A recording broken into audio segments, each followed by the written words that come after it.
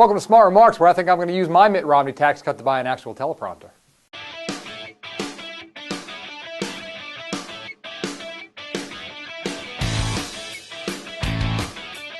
So Mitt Romney was in town last night speaking to the Republican faithful at the Lancaster County Convention Center, and I missed it. Can you believe it? And I'm so bummed because I know Mitt would have psyched me up with his talk about how we got to cut government spending, except for military spending, and how the path to prosperity is paved with tax cuts, and I didn't miss anything.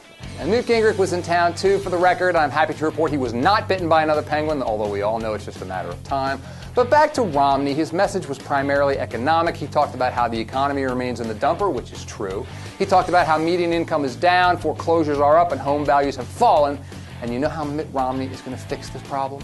Mitt Romney is going to cut taxes on rich people. Now, to be fair, Romney wants to cut everybody's taxes. He would, for example, give the middle class a 5% tax cut.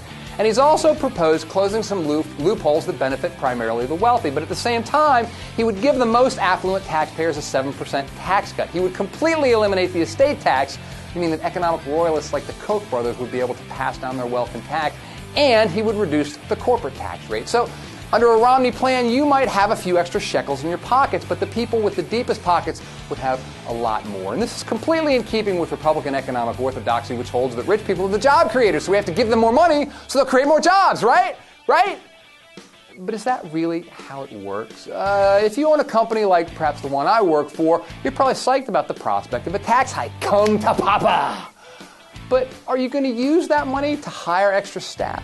Or will you hire extra staff only if demand for your product or service is increased? Here's my question for Mitt Romney and other tax cutters like him. How do tax cuts aimed primarily at the wealthy boost demand across the board? Now, sure, if everybody gets a tax break, everyone might have a couple extra bucks to spend. But given the rate of inflation, a lot of that money just goes up in smoke. And at best, people are able to maintain current spending levels, not increase it.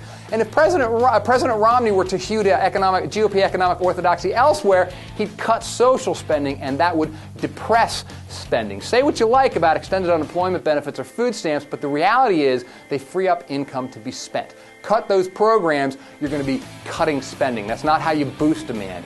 That's how you destroy demand. Romney's proposals aren't quite as Darwinian as some of the stuff we've seen out of the GOP, but they remain rooted in this idea that all we got to do is cut the taxes of the wealthiest taxpayers and prosperity will follow. It's the same old thing. It's trickle-down economics. You know, it's the dictionary definition of insanity, doing the same thing over and over again and expecting different results. Maybe that's the definition of conservatism, too.